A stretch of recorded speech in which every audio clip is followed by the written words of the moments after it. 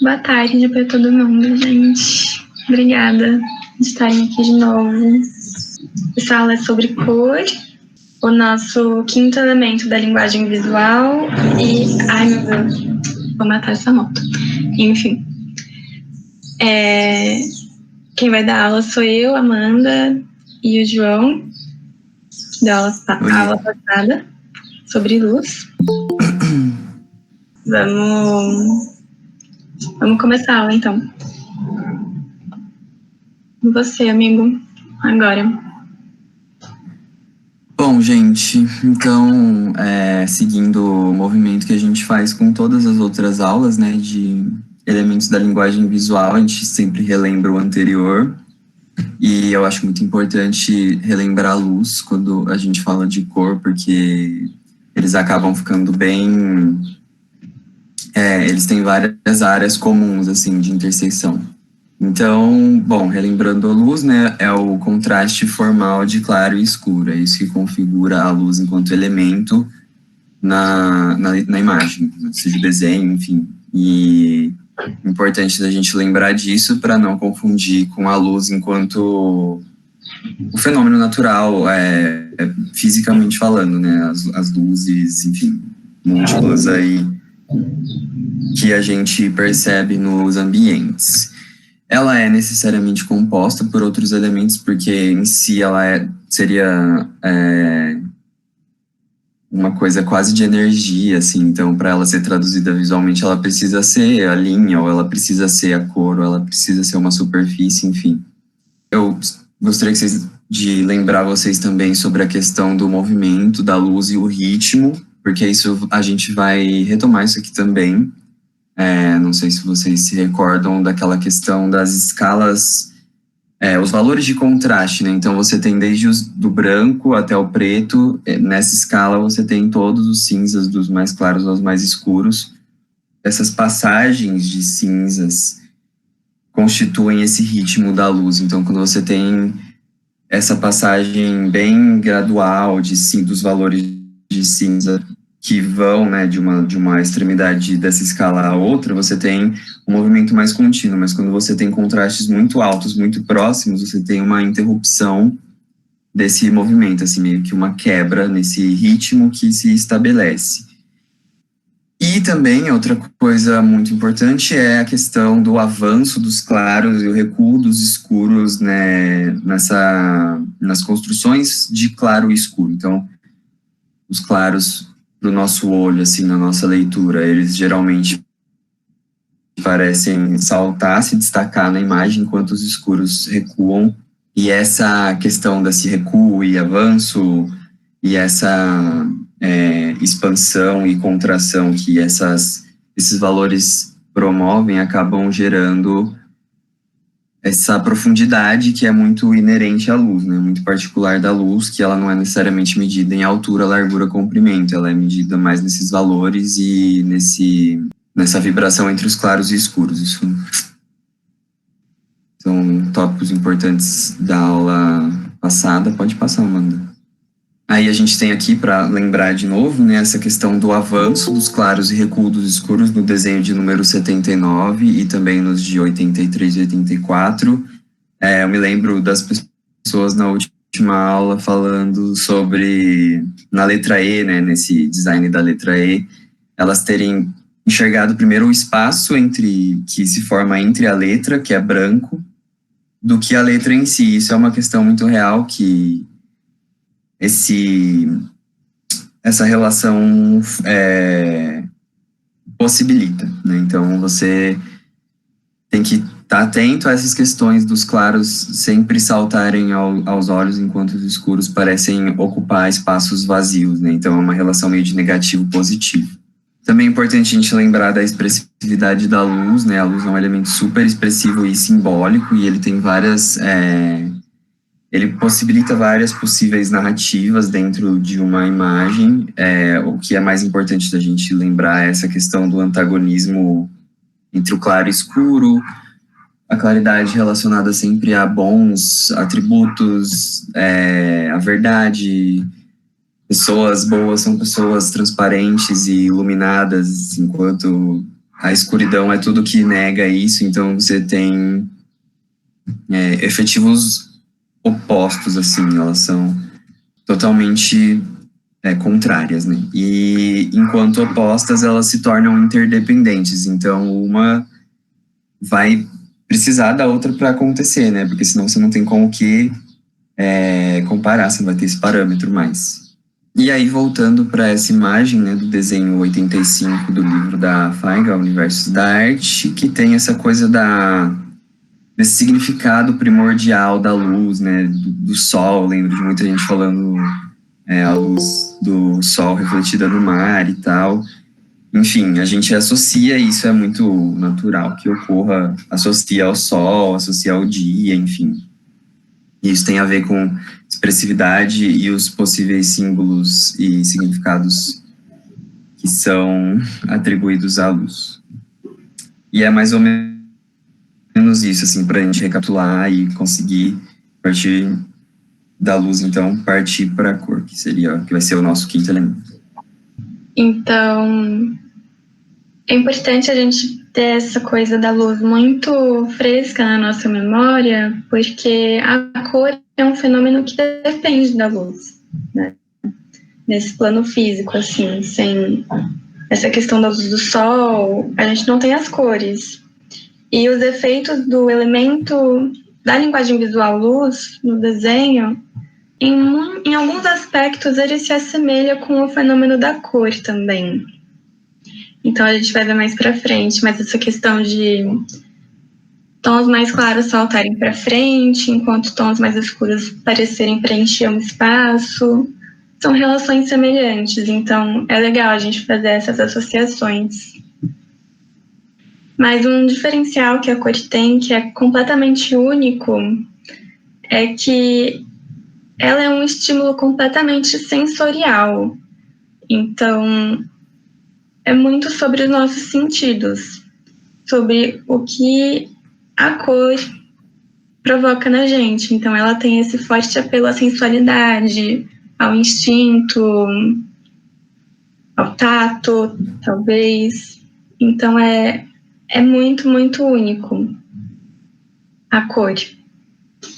E essa particularidade dela faz com que a gente não possa traduzir a cor completamente com elementos racionais. Então, com a fala, se eu falar para vocês, eu vi a flor mais amarela que eu já vi na minha vida, cada pessoa vai pensar numa flor amarela diferente. Então, eu não vou conseguir exprimir a minha sensação de amarelo para vocês, porque cada pessoa tem uma sensação de amarelo dentro dela. Então a cor tem uma necessidade forte de ser, tipo, percebida, né?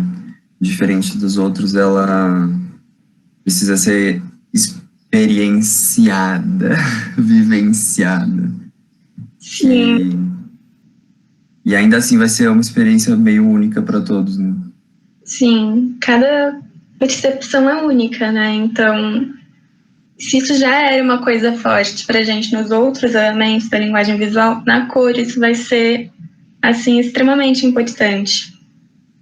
A percepção única de cada um.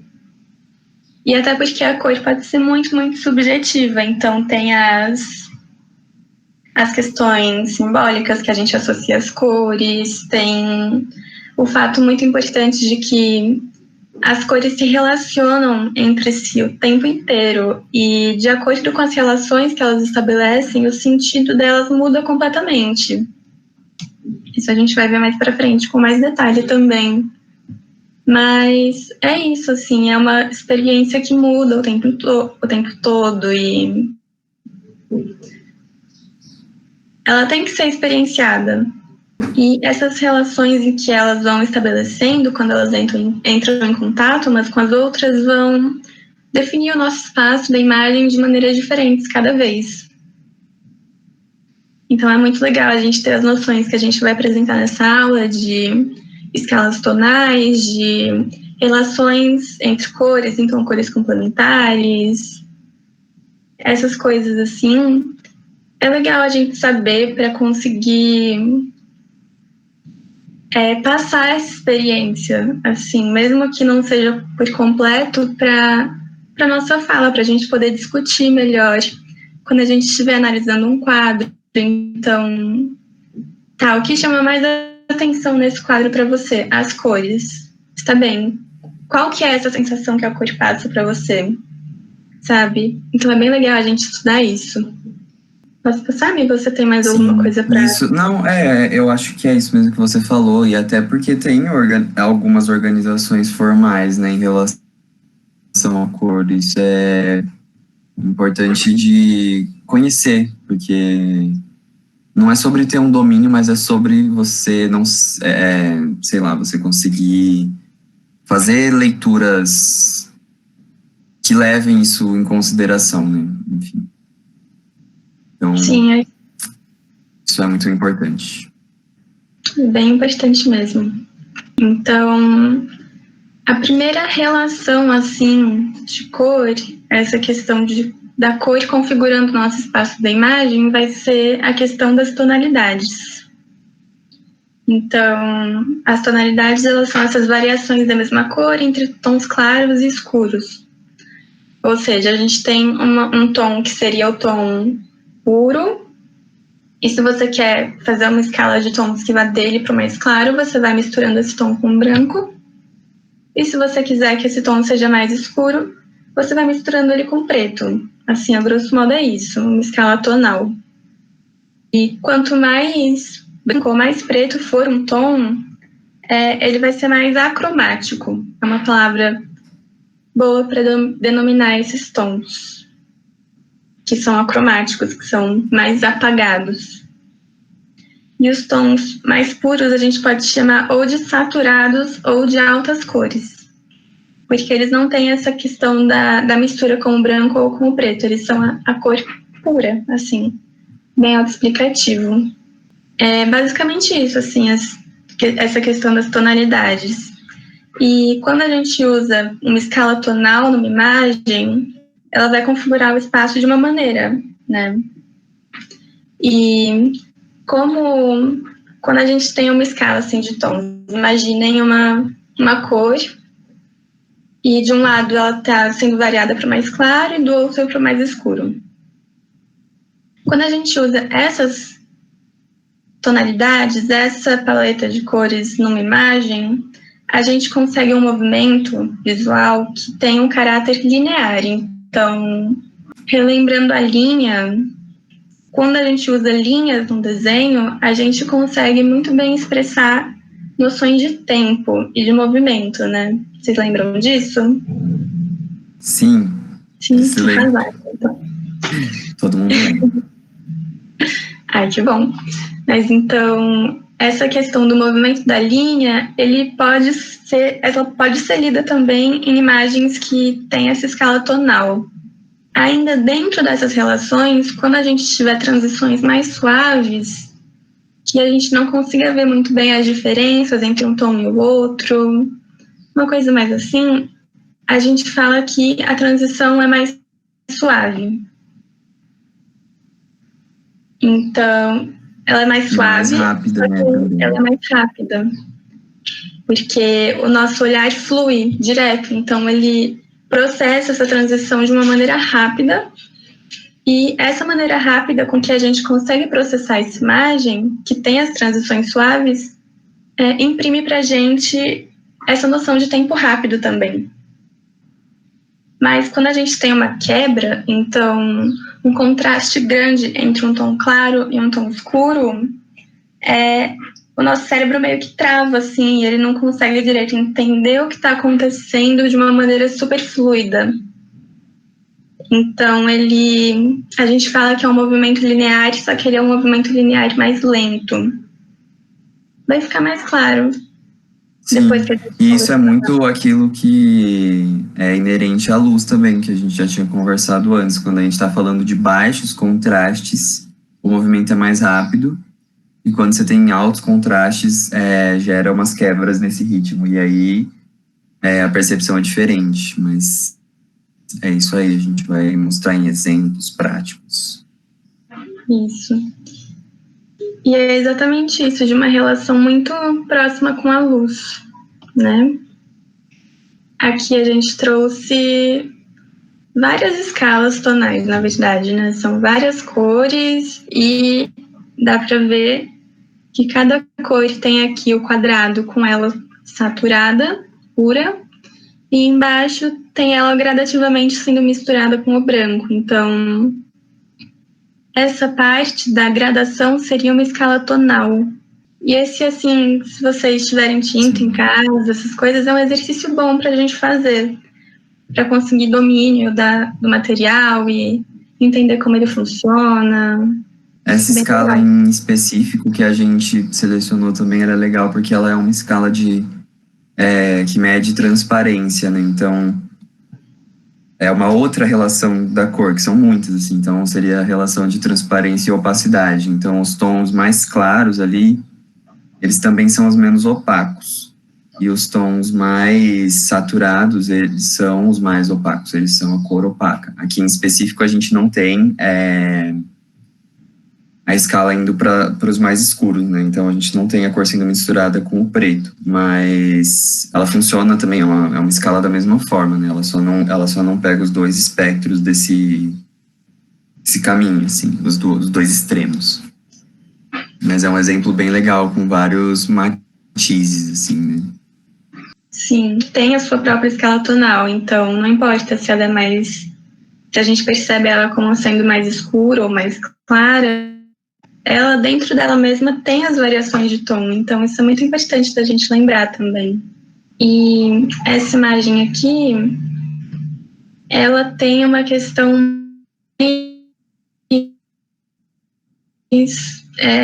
tridimensional, né? Essa sensação de profundidade, justamente por causa da variação tonal.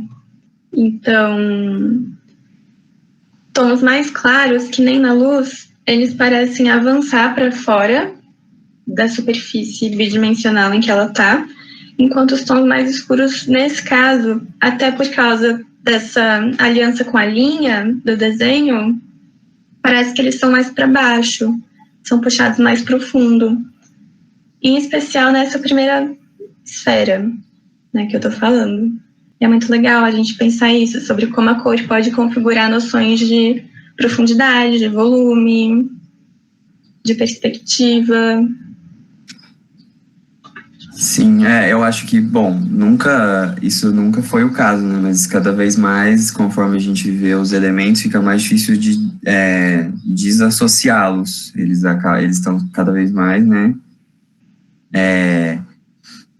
Funcionando juntos. Então, esses efeitos vão depender muito dessas relações entre mais de um elemento. Então, isso é muito real dos volumes que essas esferas criam, assim, não só pela cor, mas também pela linha. E são escalas tonais legais, né? A gente vê ali as cores no círculo da esquerda, indo cada vez mais em direção ao branco, então ficando cada vez mais claras, e no outro elas vão ficando cada vez mais escurecidas, e assim, quando você vai chegando nesses extremos, você vai tendo as cores cada vez mais acromáticas, porque menos daquele tom, daquela alta cor, né? A gente fala alta cor porque seria olhar para a cor sob o sol do meio-dia, assim. E então você vai tendo cada vez menos desse tom, dessa cor. Comentaram aqui, Amanda, que a primeira parece até mais leve pelas cores. Isso é muito real também. Essa questão da transparência também, né? Da sensação que traz através do pigmento. Sim, essas cores que são acromáticas e mais puxadas para o branco, esse caráter mais leve, mais sutil. E até por causa disso, assim, a gente chama elas de cores pastel também. Aquela estética toda fofinha e meiga, assim, das cores pastel, ela é transmitida por causa desse peso visual que é menor, né? Então, cores menos saturadas, mais puxadas para o branco, mais claras, elas são mais suaves mesmo para o nosso olhar. As mais escuras trazem um maior peso também. Legal da gente pensar isso. E as cores saturadas, né, as altas cores, elas pulam assim no nosso olhar. A gente sente muito elas, então elas dominam o espaço em que elas estão. Muito legal de pensar isso.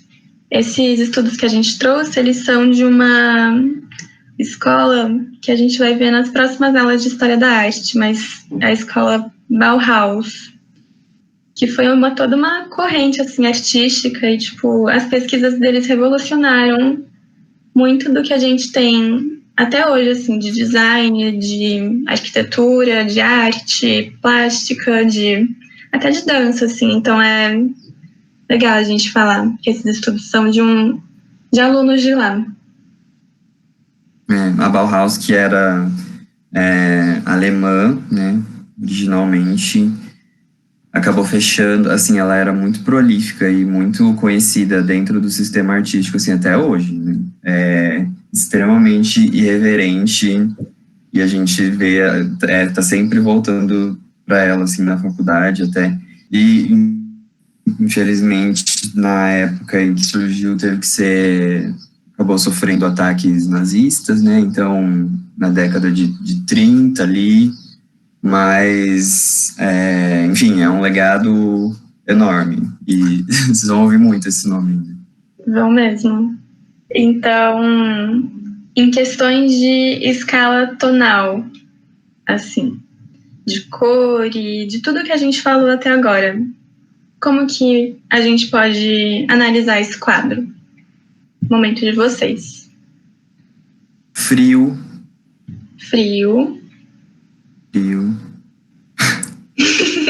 Alguém comentou 2 pontos e o parênteses fazendo a carinha triste. Tristeza, inverno. Eu adorei, pra mim a definição é essa, carinha triste. Inverno. O que vocês podem falar assim em relação às cores? É claro que a relação entre a imagem e a cor também é completamente correlata com a outra, mas o que vocês podem falar assim mais sobre a cor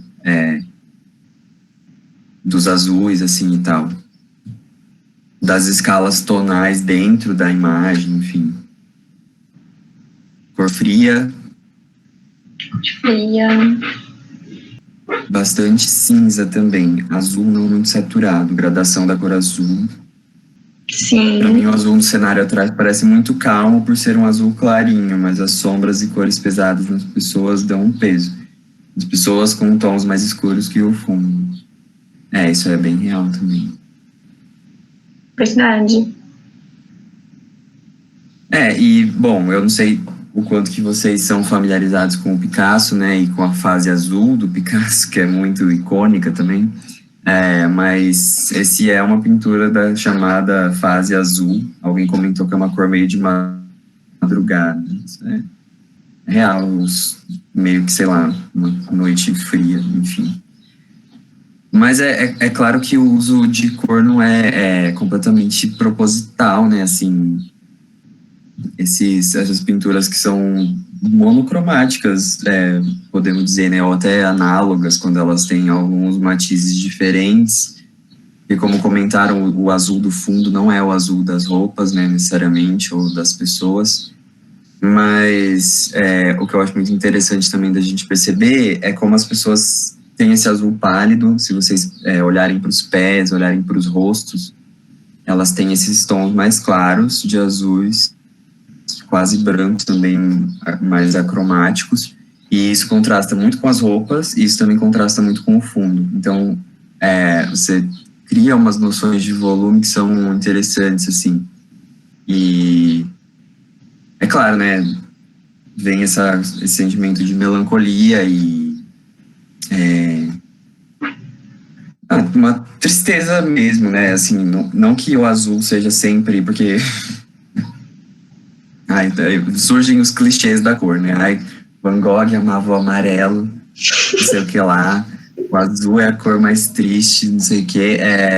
O azul pode ser muito triste e pesado e lúgubre, mas ele também pode ser uma cor de bastante vibração, assim, quando você pensa nos azuis celestes,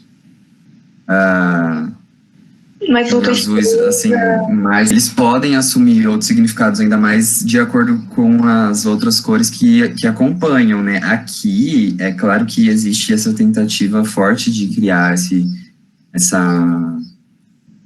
caráter mais de tristeza, introspecção e tal. Alguém comentou que parece que o azul é mais quente no oceano e nas pessoas ele é mais triste, profundo. Também senti essa sensação de fome. Legal falar isso, da fome associada ao azul.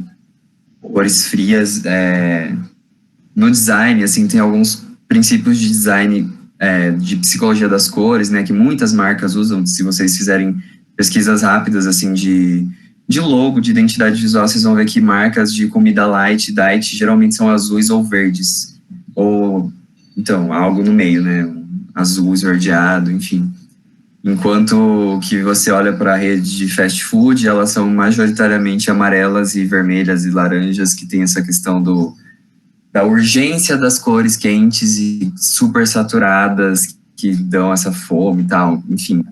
Não que isso seja uma via de regra e que sempre é isso que você vai conseguir com essas cores, mas são princípios que existem, né? Então, isso achei bem interessante que alguém tenha comentado de fome, porque eu não teria pensado necessariamente de início, mas é bem interessante também.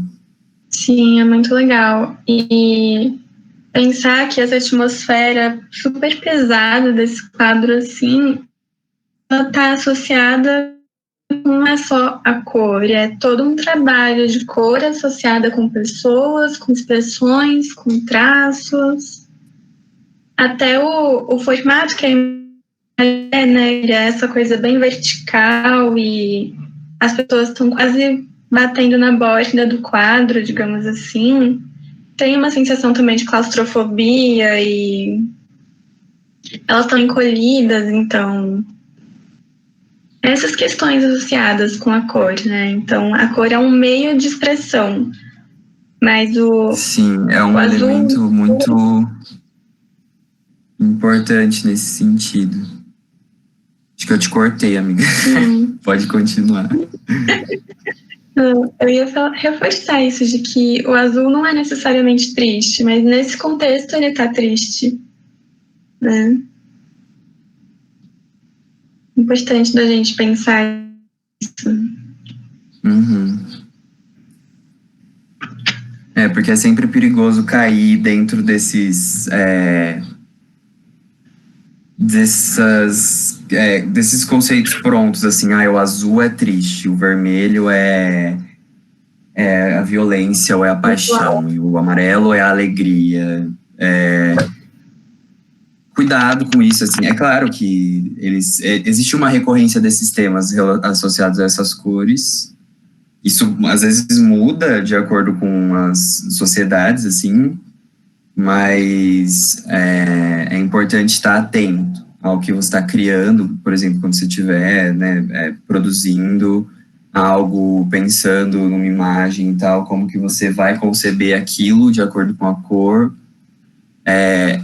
Tentem não ficar tanto dentro desse manualzinho, assim, o manual da cor, uma é isso, outra é isso, outra é isso, enfim. Pode continuar. Não, acho que é isso, assim. E sempre pensar em ir além, né? Então, não falar só, a cor chama atenção. Tem toda uma relação da cor entre si mesma, entre as outras, que provoca esse efeito na gente. Então, acho que é isso, assim, analisar as imagens com esses recursos, né, que a gente aprende, assim, todos os dias. Alguém comentou aqui, esses clichês sobre cor também aparecem em espetáculos de dança, teatro, em que as cenas tristes são azuis e as cenas românticas têm as luzes rosa. E, assim, isso é muito real. Eu não sei se eu usaria a palavra clichê, assim. talvez em alguns momentos sejam lugares comuns, mas eles funcionam quando bem trabalhados, entendeu? Então faz sentido, sim, que seja usado dessa forma, mas se você falando de um espetáculo de dança, teatro, não vai ter só a luz azul, né? Vai ter a música, certamente, no fundo, vai ter o movimento do ator, do artista, enfim. E alguém comentou também, acho importante também a gente saber exatamente o que está sentindo, saber, no sentido de saber verbalizar a própria emoção. É um discurso, é um discurso. A cor é um elemento narrativo, né? Então, você saber o que você quer falar é muito importante. Agora, a gente tem uma divisão básica das cores, porque existem vários grupos de cor. Então, as primárias, as secundárias e as terciárias. Porque as cores, elas todas se relacionam e têm ligações.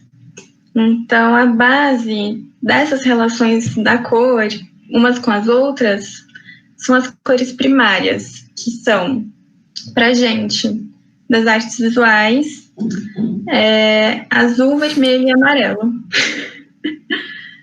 Porque tem uma questão de que no computador isso muda um pouco, por causa de questões de impressão. Eu acho importante...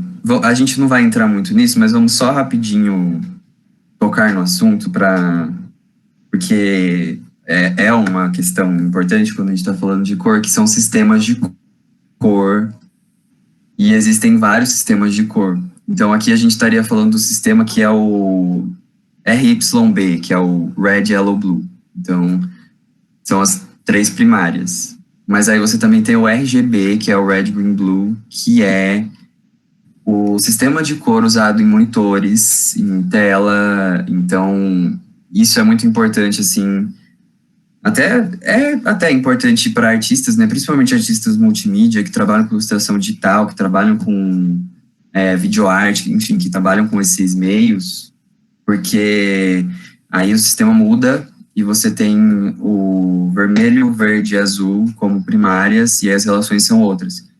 E isso é algo particular aos monitores, assim, a telas, né? Seria essa questão da luz. Esse aqui que a gente está falando seria sobre pigmentos mesmo, né? Sobre a tinta e tal. Sim. Importante destacar. Importante a gente saber diferenciar essas coisas. Mas, como a gente está falando dessa questão, né, do pigmento e pá, as cores primárias são essas 3, azul, vermelho e amarelo, e elas são primárias porque a gente não consegue chegar em nenhuma delas misturando tons. Então, o amarelo é amarelo porque ele é amarelo, assim. O vermelho é vermelho porque ele é vermelho, e o azul também é azul porque ele é azul. Meio esquisito a gente definir as cores assim, mas... E além disso, elas não têm valores cromáticos comuns, né? Então, sei lá, o azul não tem valores cromáticos com o vermelho e o amarelo, e isso com as outras 2 cores. Elas são... elas não têm esses espaços de encontro, assim, que a gente vai ver nas secundárias, por exemplo. Sim, as cores secundárias, elas já são... então, elas possuem esses valores cromáticos em comum. Então, as cores secundárias, verde, que a gente tem o verde misturando o amarelo e o azul. O laranja, que a gente tem misturando o azul e o vermelho misturados. E as cores que estão... A gente vai mostrar agora um círculo cromático. É um círculo com as cores e como elas se relacionam. E aí, as cores que estão entre as primárias e as secundárias, a gente vai chamar de terciárias. E a gente fala que o preto e o branco são cores neutras. Vamos lá. Bom, aí a gente tem essa... Pode falar, amiga. Pode falar. Acho que eu te cortei de novo. Não, pode falar, amigo. Mas esse é o círculo cromático. Também a gente trouxe de um dos alunos lá da Bauhaus. Esse seria o básico, né? Tipo, o padrão de um círculo cromático. Ele vai ter 12 seções, como vocês podem ver ali. Aqui tá bem bonitinho, assim, dividido em 4 áreas iguais, né? Que tem 3 tons em cada. E aí a gente tem, ó, vamos analisar. A gente tem o amarelo, a gente tem o azul e o vermelho. E aí tem as cores, assim, a gente tem o laranja, o verde e o roxo. E aí tem as cores que ficam entre essas. Então, por exemplo, entre o azul e o verde, você teria o verde azulado. Entre meu Deus, que eu me confundi. Entre o azul e o roxo, você teria o roxo azulado. E assim em diante, em todas as outras cores. Então, essas seriam as cores terciárias, assim, que se você for falar, por exemplo, de uma composição, né, elas teriam mais de uma cor do que de outra. E aí, dessa forma, você tem essas variações. E aí, é claro que tem as escalas tonais dentro de cada uma, né, como vocês podem ver ali, indo do branco até o preto. E aí, enfim, o branco e o preto constituem essas cores que não estão aí, né, nesse sentido. Quando a gente fala de luz em sistemas de cor diferentes, o branco e o preto representam coisas diferentes. Por exemplo, naquele sistema RGB, ou até mesmo quando a gente pensa no prisma, né, ou no arco-íris, o branco é todas as cores juntas e o preto seria a ausência das cores. E aí quando a luz branca passa por algo que refrata ela mostra esses comprimentos, que são as cores que a gente está vendo aqui agora, então as cores do arco-íris, né? A partir de onde saem essas denominações.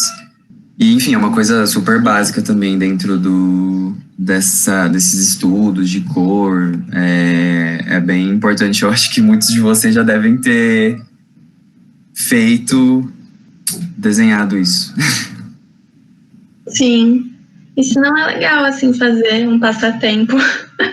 Você pega as cores primárias, né? Você pega o azul, amarelo e vermelho, e aí você compõe o seu círculo com essas cores só, para ver realmente como que elas se misturam e tal. É bem legal de fazer. Aqui, quem lembra desse quadro?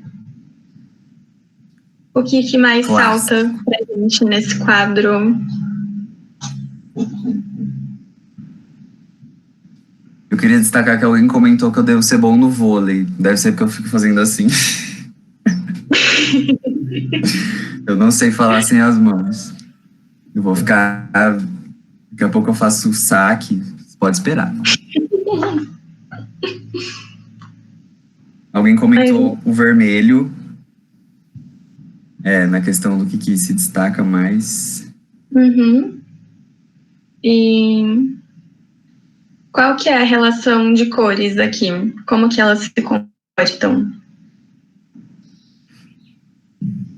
Outra pessoa comentou o vermelho principalmente pelo tamanho, né? Uhum. Que ele ocupa uma área super grande na tela. Como que vocês entendem essas relações, assim? O que, por exemplo, sei lá, vocês percebem de diferente entre esse e o Picasso? Ó, comentaram cores primárias, cores saturadas, elas se relacionam independentes umas das outras, nenhuma complementa a outra. Isso. Nathan disse. Acho que dá para comentar já, amiga. Tem vários comentários deles. Sim. Que nem vocês falaram, né? Tem as cores primárias nesse quadro, junto do branco e do preto. E elas são independentes, assim, né? Cada uma tá existindo ali. E essa questão, assim, meio que da independência delas, junto da posição em que elas estão e dessa questão das linhas retas e os elementos da linguagem visual se unindo todos e provocando as nossas percepções, esse quadro passa muito equilíbrio, né? Estabilidade. Eu acho que tem uma coisa também a gente falando das lembra da coisa do ritmo, do movimento? É que esse ritmo ele é super interrompido, porque você não tem escalas. Os contrastes, eles não são não só entre tons, como também entre cores. Então, como que eu posso colocar isso? Assim, você tem esse ritmo que é muito mais lento do que olhando para pinturas mais monocromáticas, como aquela que a gente mostrou do Picasso. Alguém colocou que o vermelho e o azul são mais contrastantes entre si, enquanto o amarelo tá tipo no meio, entre aspas. Não no meio na composição. Não no meio na composição. Eu acho que isso talvez, até porque o vermelho e o azul se encontram ali, né? Tipo, eles estão fazendo ali fronteira, e o amarelo tá mais... Ele tá menos presente, ele tá ali no canto. Comentário eu também acho que que o tem a ver branco destaca as outras cores e que dá para ver muito o preto retraindo aqui. Sim, total. E eu acho que essa questão do azul contrastar mais com o vermelho também é uma questão que a gente vai falar daqui a pouquinho, que é cores quentes e cores frias, que o azul é frio e o vermelho e o amarelo são quentes. Então eles meio que ficam juntinhos, assim. E é mais fácil, você percebe mais, né? Assim, por mais que se você tivesse, por exemplo, ali no lugar do azul amarelo, você também teria um contraste, né? Claro, mas essa questão das temperaturas aumenta isso, deixa isso mais evidente pra gente. Sim. Acho que a gente pode passar pro próximo. Só queria falar que alguém comentou que a minha visão vai procurando as menores partes e fica na parte de baixo, com o azul e o amarelo, e o vermelho esmaga. E isso é claro também, né? Porque o vermelho é super enorme aí, mas a gente tá falando de cores aqui super saturadas, né? Então, e primárias, né? Super saturadas e primárias. Então, elas meio que se comportam como superfícies nelas mesmas, né? Porque elas não conversam muito necessariamente. Você coloca uma ao lado da outra, a conversa vai pelo contraste, não pela proximidade, né? Exato. Bem legal da gente pensar nisso. Yes. Acho que pode passar. Pode. E agora a gente vai falar um pouquinho sobre as combinações cromáticas que a gente pode fazer pensando no círculo das cores, na roda de cores. Então, eu acho mais fácil a gente mostrar do que ler. Sim, né? Eu também. Então, aqui tem um círculo e as 6 combinações que a gente pode fazer, assim, que são esquematizadas. Então, eu acho que vocês já conheciam esse rolê das combinações de cores? Estão familiares ou não? Disseram que sim. Sim. Mas só com algumas. Mais ou menos. Então, vamos lá.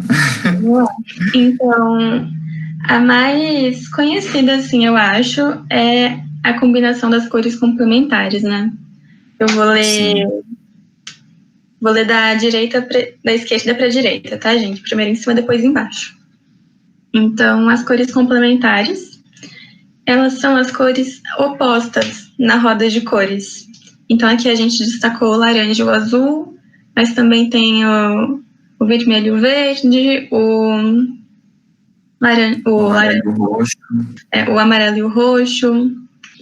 Então, uma coisa que é legal da gente destacar das cores complementares é que as 3 cores primárias vão sempre estar presentes nela. Então, aqui, ó, nesse exemplo que a gente destacou, o azul é a cor primária, e aí ele é o oposto do laranja, que é formado pelo amarelo junto do vermelho. E vai ser sempre assim. Então, o amarelo é o oposto do roxo, que é o azul mais o vermelho. Então, essas cores complementares são, na real, as cores primárias se completando, assim, e combinando e se equilibrando.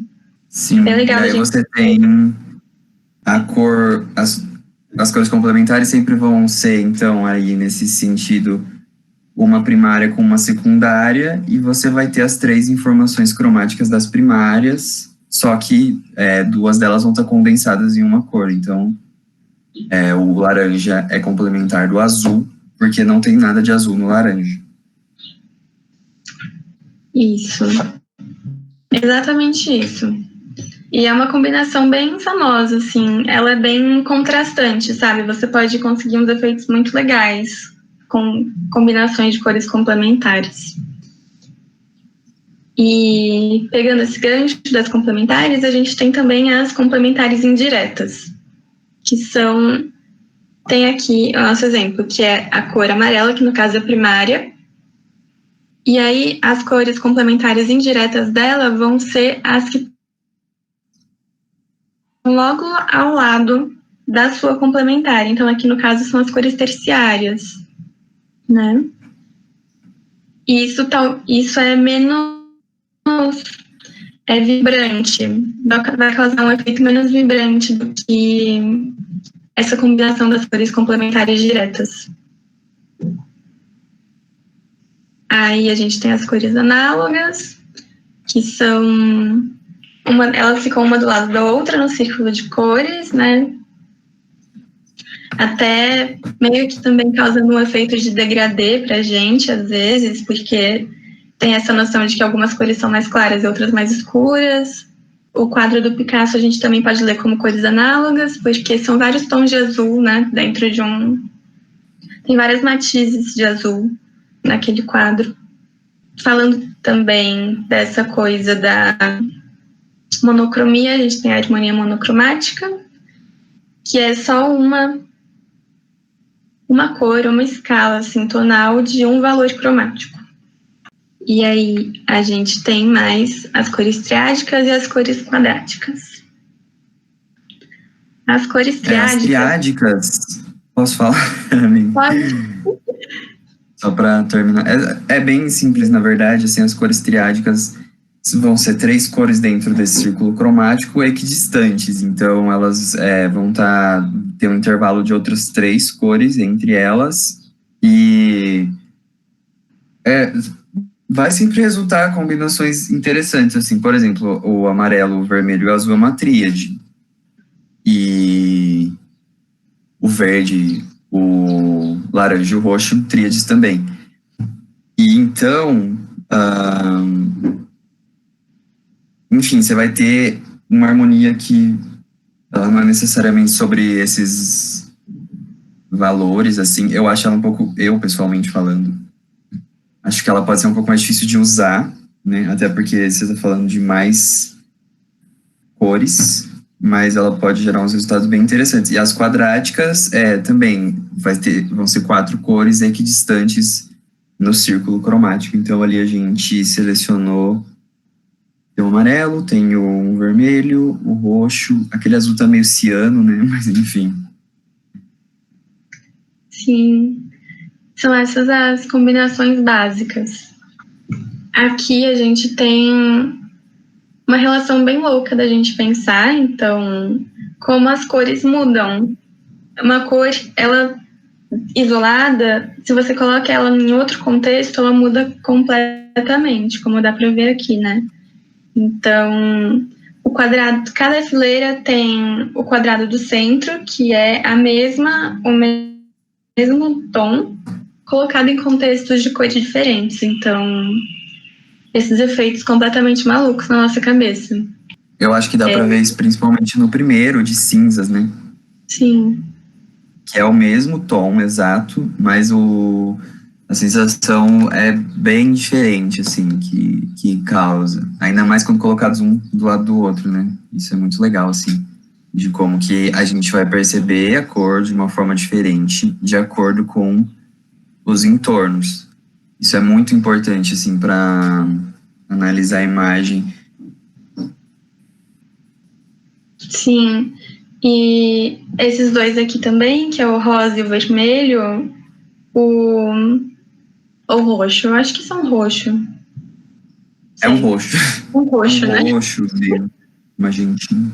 Magenta. Mas a diferença dele em cima do quadrado grande, que é mais roxo, e a diferença que isso provoca quando a gente coloca ele no amarelo, né? Que aí já é uma questão de cores complementares também. A gente pode pensar isso como um contraste entre cores análogas e entre cores complementares. Como uma parece ser mais... Uma é mais gradual e a outra é mais contrastante. Me lembra o Warhol, é real. O pop art é muito isso, né? Muito...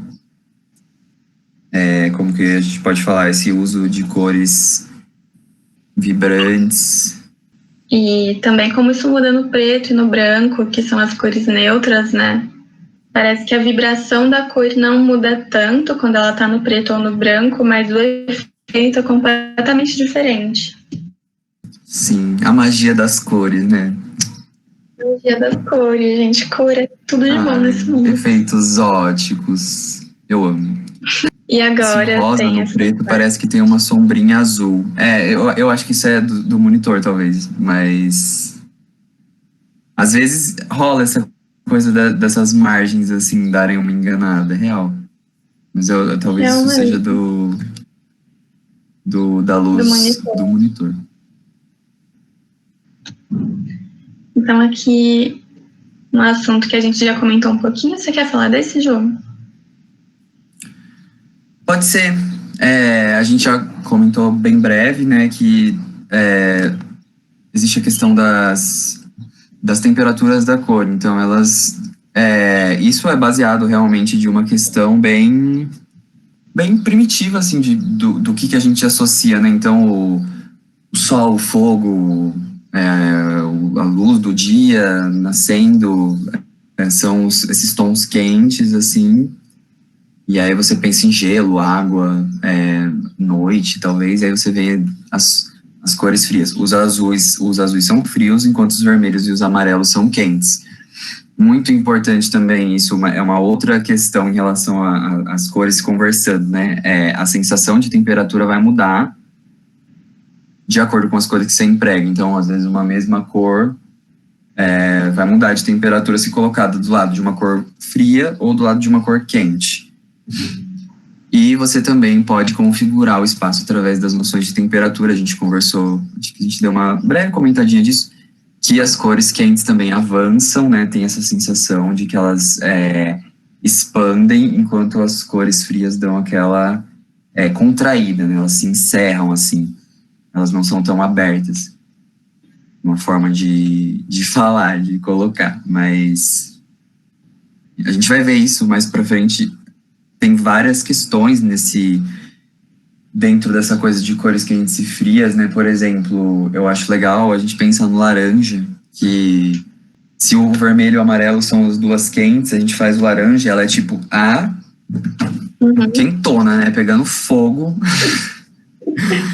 E voltando para o design de novo, que a gente estava falando daquela coisa da psicologia das cores, a gente tem, por exemplo, a maioria das marcas que usam cor laranja. Tô falando de design porque eu tenho meu background no design, mas você vai ver marcas laranja como marcas de roupa de esporte, equipamento de atividades físicas, enfim. Às vezes, coisas que implicam um trabalho manual, assim, algo relacionado à força, às vezes alimentos energéticos, enfim. Toda essa questão do laranja ser uma cor de muita energia e calor e proatividade, as linguagens do design. Mas isso é muito legal de pensar, porque as questões de temperatura influem nessas percepções da cor que a gente faz. Aqui a gente trouxe um recorte, né, recortes específicos daquela imagem lá do comecinho da aula. Então, em cima a gente tem as cores quentes, aqui nessa imagem de cima, a primeira fileira são cores quentes, então amarelo, laranja, vermelho, rosa. E embaixo a gente tem cores que são frias. denominadas frias. Então, o azul, o verde, que deriva do azul. E isso que o João falou da percepção da temperatura da cor, ela muda completamente de acordo com o contexto em que ela está inserida, né? Então, aqui, nessa segunda fileira, o azul ele é mais frio que o verde, porque o verde tem o amarelo misturado, né? E aqui fica mais explícito da gente perceber. Mas quando a gente vai para a última imagem, essa de baixo, é uma noção diferente, porque são vários tons de marrom, né? E alguns são mais vermelhos, outros são mais amarelados, outros são mais azuis ou esverdeados. E essa relação, né, eles um do lado do outro, vai definir como que a gente sente a temperatura deles. Isso. É isso. É importante a gente pensar isso, assim, nas análises das imagens também. E são... E aí você pensa, por exemplo, vamos pegar aquele lilás ali, né, que tá no cantinho de baixo daqui da escala. Esse lilás próximo de um azul, ele fica mais quente, e próximo do vermelho ele fica mais frio. Então, se colocando ele do lado dessas outras informações de cor, ele vai mudando a percepção da temperatura. Isso. Então aqui a gente tem a nossa primeira imagem da aula, o mensageiro do outono. O que é, assim, qual que é a relação de cor dominante nessa imagem? Laranjo, comentaram.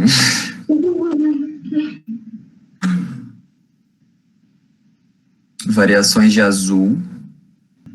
Era para ser o azul por ele cobrir mais, só que o contraste do laranja traz mais o foco. Variações de azul, laranja em destaque, é muito real. Sim. E tem também essa relação das linhas, né? Então, como se fosse essa escala tonal e o movimento, de novo, que a gente falou, o movimento linear da escala tonal, que entra em contraste com o laranja. Alguém comentou sobre os vários tons, e isso é importante para a gente falar das escalas cromáticas, né? Além das tonais, que vão aí dos claros aos escuros dentro de um mesmo tom, a gente tem as escalas cromáticas que englobam tons diferentes. Então, isso é muito presente aqui. Essa pintura são basicamente várias escalas assim, cromáticas e tonais. Isso é muito legal, é bem didático para falar sobre cor. E ainda tem esse mega contraste de complementares, né, com o laranja e os azuis. Eu imagino que apresentando assim no monitor perca um pouco de informação, mas se vocês puderem pesquisar depois, as cores são bem mais ricas, na verdade. Tem um pouco de verde, tem um quezinho de roxo, assim, então acho que vale a pena. Olha, alguém disse uma harmonia monocromática e o laranja complementando. Eu acho que seria uma harmonia análoga, né? Que a gente tem cores próximas. E aí o laranja cria esse contraste bem alto, assim. E é um laranja ainda bem alto, né? Bem saturado, bem puro. Sim. E também o contraste da forma, né? Que tem as coisas mais quadradas, aí tem o oval do laranja. Então, de novo, os elementos da linguagem visual se complementando. Esse aqui é um quadro do Picasso também. A gente falou da fase azul dele, e agora essa é a fase que a gente chama de rosa. E aqui ele traz um outro esquema cromático, né? Então tem o azul, a cor da pele, tem as cores quentes do fundo, mas são cores quentes mais acromáticas, né? Elas são baixas cores, elas não são puras. E isso traz essa questão mais sutil também, porque é uma combinação que, se fossem cores altas, seria muito vibrante pra gente, mas como ela não é, como ela é bem misturada com pretos, ocres e cinzas, ela tem essa questão mais sutil. Sim, e é uma, assim, se a gente imagina, né, por exemplo, esse fundo meio laranja avermelhado, se ele tivesse numa informação, assim, de valores, né, falando de saturação, se ele tivesse muito próximo do azul, as áreas em que esse laranja e o azul se encontram, elas perderiam um pouco essa, como que eu posso falar? A definição meio que se perde. As cores complementares, quando você coloca elas imediatamente vizinhas, assim, nos mesmos valores, dá um ruim de leitura, assim, a gente fica, além de ser muito cansativo, rola umas questões, assim, é igual, eu sempre que eu penso em cores complementares, eu penso no Natal, eu vou ter que falar isso, porque o Natal é tudo verde e vermelho, né, vocês devem imaginar assim, e quando você tem um verde muito vibrante, um vermelho muito vibrante, não dá, entendeu? Porque cadê o embasamento? Não, mas é porque é uma questão de esses valores muito próximos, eles acabam se anulando, então os limites, eles ficam difíceis, então é muito interessante o que acontece aqui dessas cores de trás elas estarem mais acromáticas, né, mais baixas, e o azul na frente com esse destaque, né? Alguém comentou que essa escolha de azul traz um contraste legal para dar a noção de profundidade. O azul aparece mais à frente. Sim. Parece mesmo. Mas é isso, é bem... Essa pintura, ela é bem rica, assim, em questão de cores, né? Assim, esse azul, ele é bem... Tem toda uma história dos pigmentos também, né? Que a gente não vai entrar nisso agora, que os nomes advêm de várias coisas. Os azuis, em especial, eles geralmente são feitos de forma sintética, né? Porque o pigmento azul na natureza é super difícil. Mas é um azul bem denso, se eu posso colocar assim. Ele é bem opaco, ele não tem nenhuma transparência, né? É mesmo. Essa é a nona pintura mais cara do mundo, gente. Ah, é verdade, essa é a nona pintura mais cara. Bom, pelo menos eu vi isso na Wikipédia, talvez. Eu não vou confirmar para vocês, tá? Fica como possível curiosidade, talvez fake news. Almeida Júnior, referência brasileira. Pode falar, amigo. Sei que você ama. Vamos deixar as pessoas falarem primeiro, assim, vamos conversar as cores, porque alguém comentou perfeito, não cancelem. Eu acho que ele não precisa ser cancelado. Na verdade, cancelamento é uma merda, a gente fala brincando. Mas, em termos de cor, assim, vamos olhar o que vocês me falam?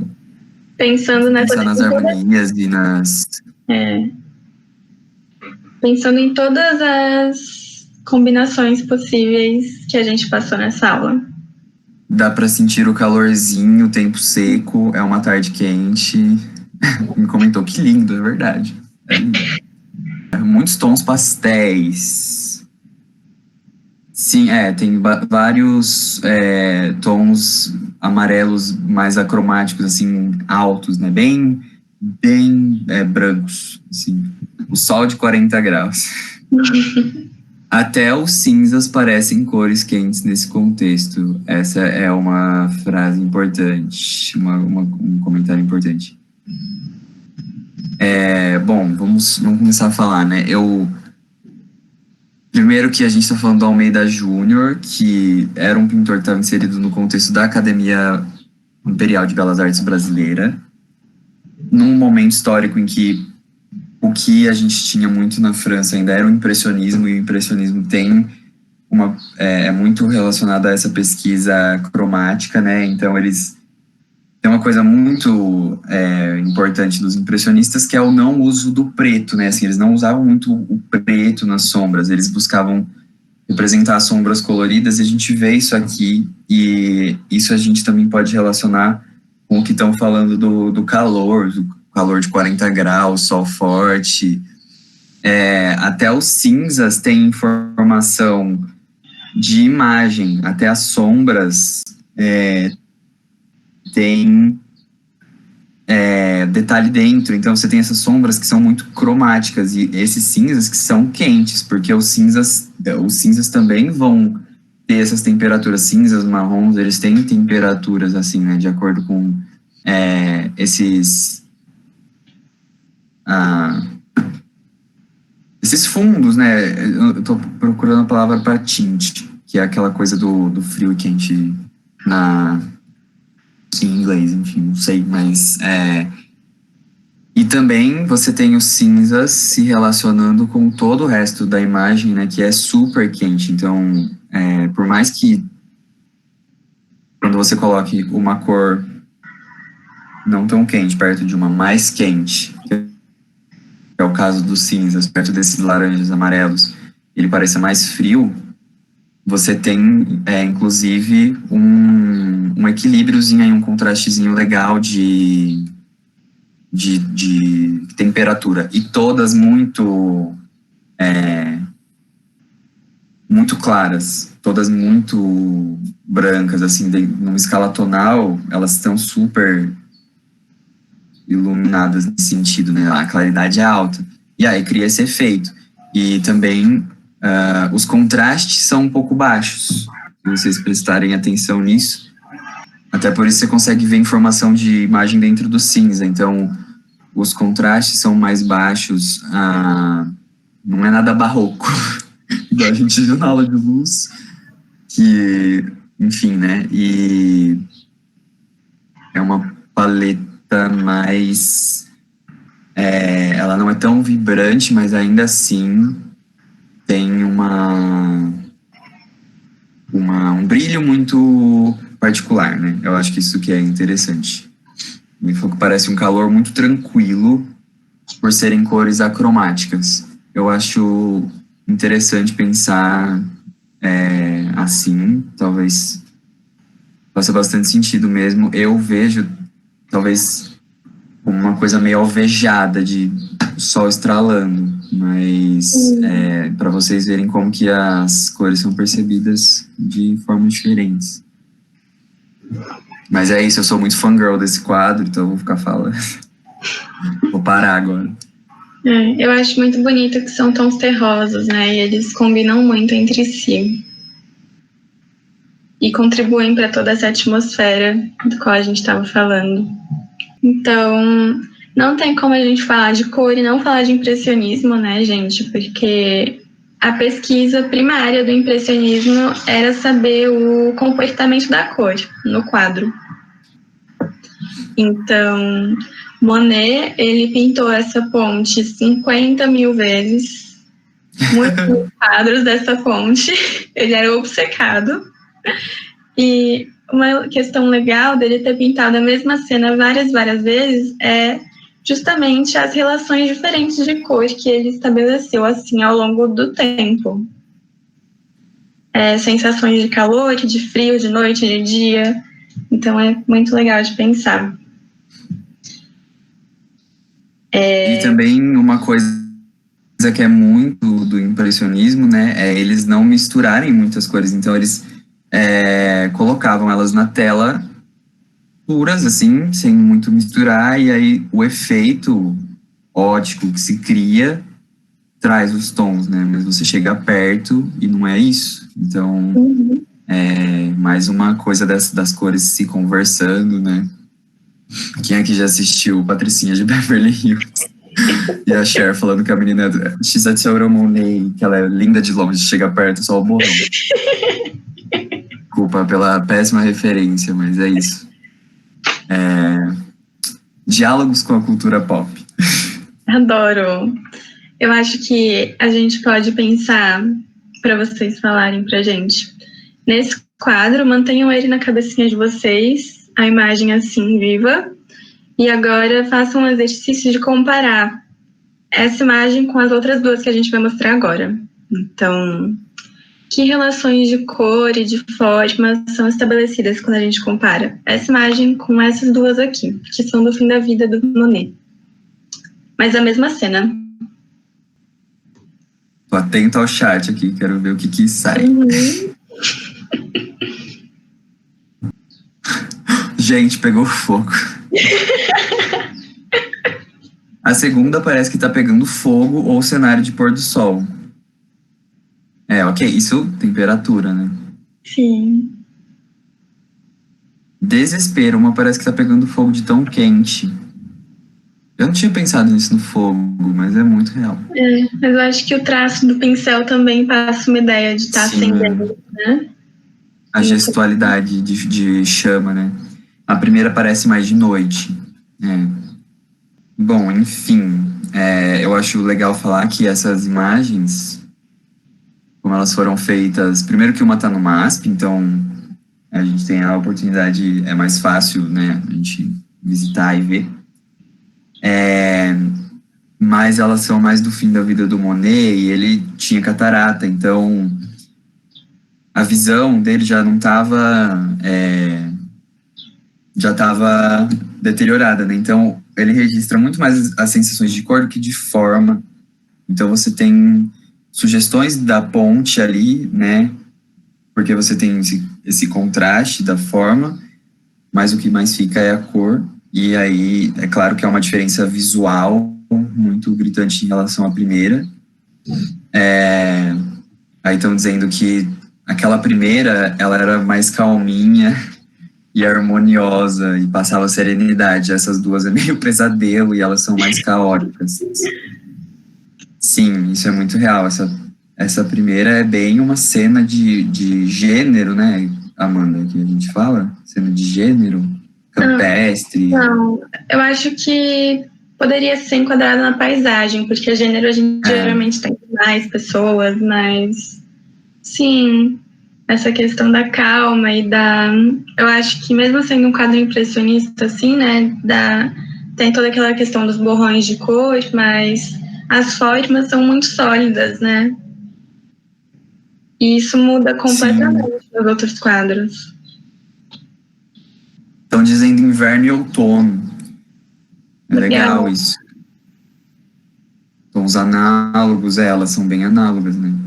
E isso era uma pesquisa muito do Monet e de vários impressionistas de pintar as mesmas cenas em horários diferentes do dia, porque você vê como é que a luz muda com a passagem do sol, né? Então é bem interessante. Sim, eu acho legal também da gente falar que na segunda imagem a gente tem o amarelo e o vermelho e o laranja muito fortes, mas a gente também tem a presença do azul. E essa presença do azul dá uma equilibrada na imagem, assim. Então ela não é só cores quentes, ela tem esse equilíbrio assim das cores e isso faz a gente ter mais ou menos uma definição da forma também pelo contraste.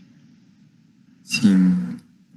É engraçado que o azul na segunda, ele tá mais restrito às formas, ao que seria a ponte, a essa área inicial que seria meio, sei lá, de margem, né, do lago, enfim. Ele é uma massa, né? Eu percebo isso, assim, um peso maior que muda também a sensação do amarelo. Sim. E o pessoal está comentando bastante sobre as sensações, assim, expressivas que isso transmite. Então, que a primeira tem uma coisa de um sonho tranquilo e a outra é caótica e muito quente e traz um desespero, enfim. Então, você vê o potencial de expressão da cor mesmo, né? Sim, potencial expressivo, subjetivo, emocional. Muito legal, muito interessante. Uma ferramenta que a gente pode usar muito na nossa própria produção. Agora, quem lembra desse quadro aqui, da aula da semana passada de História da Arte? Solfalvista. Nossa, falvista. Solfalvista. Todo mundo aqui, ó, ama, apaixonei, lindinho. E qual que são as relações de cores que a gente consegue estabelecer nesse quadro e também como que a gente pode associar isso com o fauvismo, né? Ai, prendeu a garganta aqui. Mas o que vocês lembram que a gente discutiu? O que a gente pode somar na nossa análise desse quadro, tendo os conhecimentos que a gente apresentou nessa aula? Estão dizendo que essa é muito sensorial, que o verde complementa o laranja e amarelo. Tem várias partes de cores puras bem vibrantes, que é bem fauvista, né, isso das cores puras. Eu acho legal da gente destacar aqui na parte esquerda do quadro que a gente tem uma grande área verde, né, do tronco dessa árvore da frente, e depois tem uma área vermelha. Mas, dividindo essas duas seções, tem o contorno mais escuro na árvore. E aí isso causa uma sensação de profundidade e equilíbrio. Porque, que nem o João falou, quando a gente coloca duas cores complementares muito juntas uma da outra, elas tendem a se fundir e a gente não vê a fronteira muito bem. Então... Sim, principalmente quando são altas cores. Sim, exatamente, que é um caso nesse quadro, né? Então, legal da gente pensar que na frente a gente tem esse contorno, mas no fundo a gente já não tem. Aqui, por exemplo, nessa árvore aqui, a gente tem o azul, aí tem o amarelo, ou verde e amarelo, não sei. Mas pensar que os contornos vão diminuindo, bem legal. Comentaram que, apesar de serem cores puras e vibrantes, ele conseguiu deixar de uma forma muito equilibrada. Eu acho que é bem isso que a Amanda estava falando. E algumas, assim, vamos perceber que algumas não são tão vibrantes assim. Quando a gente olha para esse vermelho mais, esse roxo mais avermelhado, meio magenta, dessas figuras humanas do primeiro plano, aquele fundo, eles são um pouquinho acromáticos, eles estão mais claros, né, do que a cor, do que o alto, esses altos tons. Na verdade, isso acontece em várias das figuras, né, parece que tem uma coisa bem aguada dos verdes e tal. E isso permite também que ele use tantas cores, né, porque imagina esse quadro se todos os tons fossem altos tons, os mais vibrantes possíveis, ia dar, tipo, sei lá, dor de cabeça, a imagem ia ser muito... não ia ter esse equilíbrio do contraste, ia ter uma briga, né, eu acho que é seguro dizer. E também tem alguns respiros, assim, umas áreas com menos cor, enfim, é muito interessante esse uso de cor aqui. Falando que parecem aquarela em algumas partes, isso é bem real. Parece mesmo. E todo esse equilíbrio cromático, ele também está associado com todo o resto da composição do quadro, né? Então, a gente falou na aula passada que as árvores fazem a forma de uma cortina, como se estivesse abrindo assim para a cena e direcionando o nosso olhar. As formas sinuosas também dão uma sensação de fluidez, então a cor também é associada com a composição do desenho. E agora a gente trouxe a Tarsila do Amaral, ela, menina dos olhos do Brasil, a precursora da Arlequina. A Arlequina ali com a sombra vermelha e azul. Uhum. O que vocês me dizem pra gente sobre as questões cromáticas dessa pintura, assim? Que estava exposta recentemente, né? Recentemente, entre aspas, já faz mais de um ano na exposição da Tarsila no MASP, e eu tô achando que foi ontem. Mas Tava lá, né? Junto com a maior parte da obra dela. Super contraste entre o vermelhão da roupa e o azul do fundo. Sim. Sim. E percebam que é um vermelho meio alaranjado também, né? Ele tem umas pinceladas mais alaranjadas. O fundo com tons em degradê muito fluido. E nos olhos tem isso também. Parecem nuvens. O fundo em azul, né? Vocês dizem que parecem nuvens. O rosto dela tem as sombras esverdeadas, olha só. Sim, é muito legal. Verdade, tem uns cinzas esverdeados ali no rosto dela. Nas sombras. Muito bom a gente perceber essas sutilezas, assim, da cor, né? Esse tom mais esverdeado é muito sutil. E é legal de pensar nele em contraste com o vermelho do casaco. Sim, e é legal também, inclusive comentaram, ó, na mão a sombra é mais alaranjada. Isso é muito real.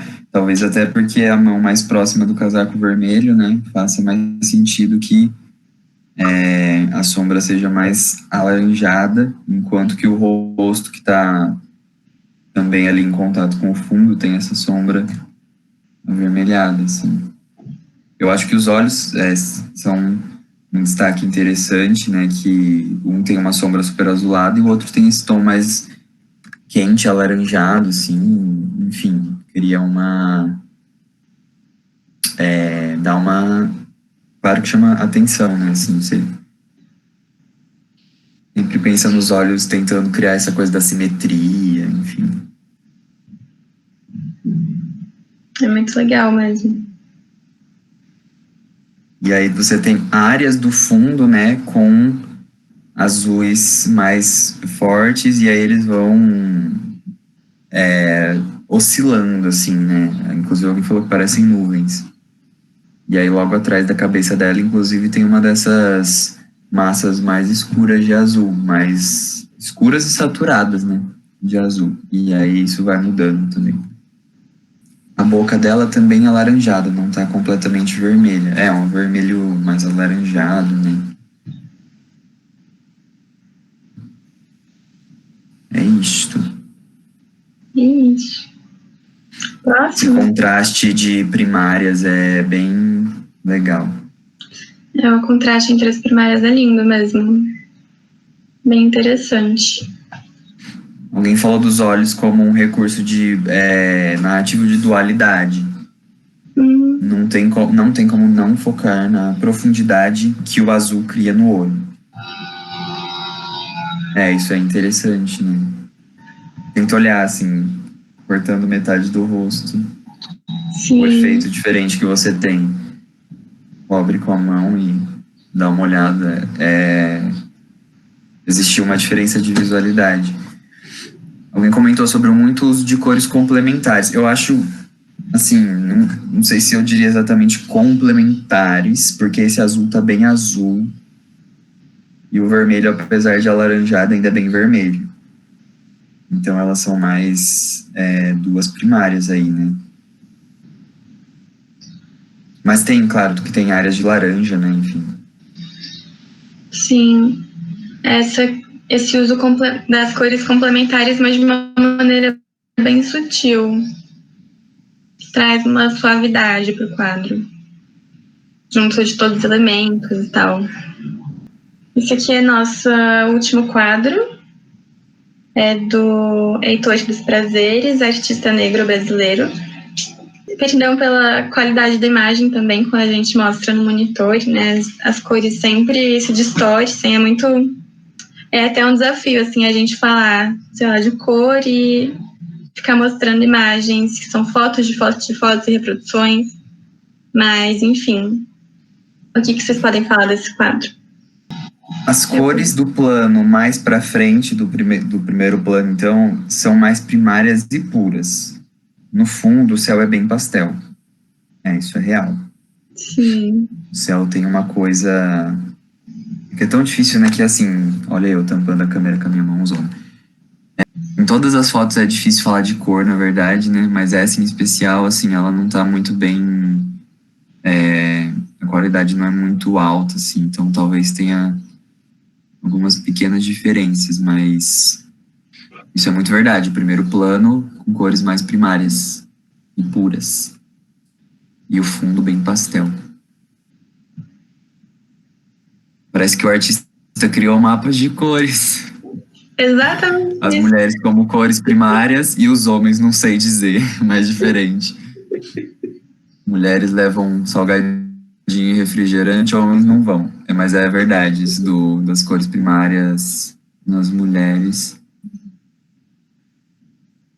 É isso, como se fosse um. Ele criou o próprio esquema dele. É isso. Geometrizou, comentaram. É isso,